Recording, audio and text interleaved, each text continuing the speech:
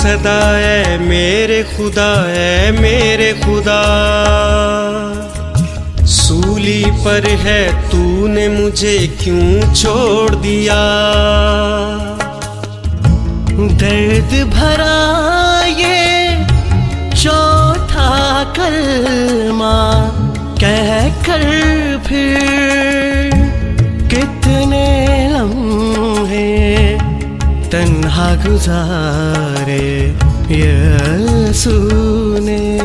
मसीह के जलाली और बाबरकत नाम में बेहतर से आप सबको सलाम। मैं खुदावन की नहायत शुक्रगुजार हूँ कि खुदावन ने मुझे ये मौका दिया कि मैं इन 7 कलमात में से चौथा कलमा आपके साथ शेयर कर सकूँ।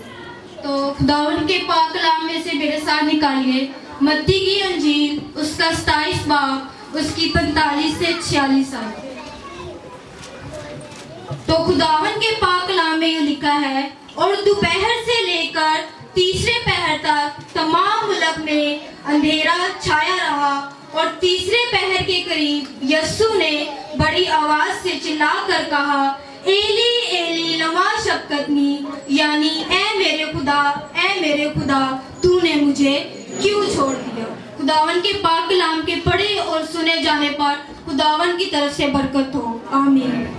मेरे अजीजों, ये कैसी तारीकी थी और इस तारीकी का क्या मतलब था। यीशु ने क्यों कहा, ऐ मेरे खुदा तूने मुझे क्यों छोड़ दिया।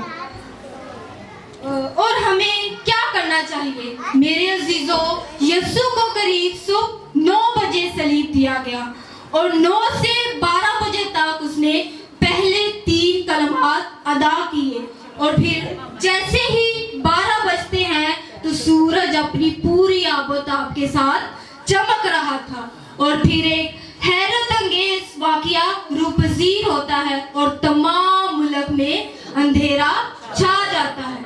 मेरे अजीजों, ये अंधेरा 12 से 3 बजे तक रहता है, और तमाम दुनिया में जहां जहां रोशनी थी अंधेरा छा गया। मेरे अजीजों, यीशु ने 3 कलमात अपने बाप से मुखातिब होकर किए। पहले और आखिरी कलमे में यीशु ने अपने बाप को मुंतखब किया। मेरे अजीजों, यहाँ पर यीशु हमें अपने बाप से गुफ्तगू करते हुए नजर आते हैं। इन कलमों में जो अल्फाज इस्तेमाल किए गए, यानी एली एली लमा शबक्तनी, मतलब ये अरामी जुबान के अल्फाज है, मतलब यीशु ने खुदा को पुकारा। इन लफ्जों में हमें जुदाई और दर्द भरी आवाज महसूस होती है। असल में खुदा ने यीशु को नहीं छोड़ा, बल्कि यीशु ने आदम की नुमाइंदगी करते हुए अपने दुख में अपने बाप को पुकारा। और फिर ये भी लिखा है कि नीचे खड़े कुछ यूनानी जुबान बोलने वाले लोग इन लफ्जों का गलत मतलब समझ रहे थे। वो ये समझ रहे थे कि ये एलिया को पुकारते हैं, लेकिन मेरे अजीजों, ये पुकार अपने दुख में 22 नंबर ज़बूर की तिलावत थी।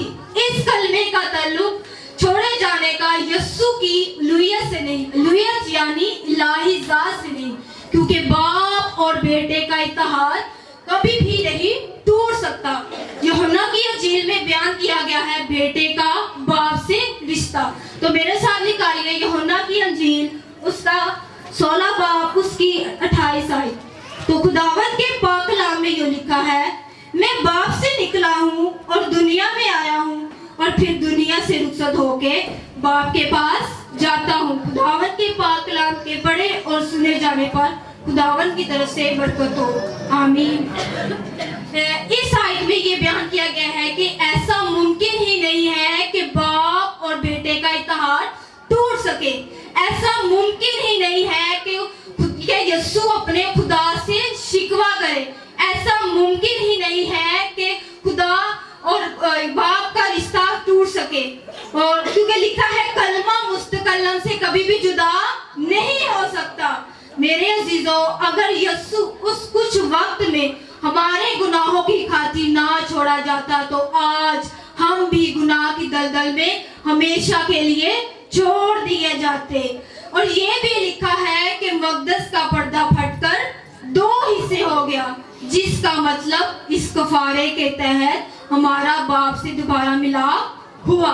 मेरे अजीजों, खुदा अपनी मोहब्बत के साथ अपने अदल को नहीं छोड़ता, इसलिए जिस बदन पर हमारे गुनाह थे उस बदन को कुछ लम्हा के लिए छोड़ दिया गया, ताकि गुनाह के बाइस जो दुनिया बिगड़ चुकी थी वो खुदा की मर्जी के मुताबिक हो जाए।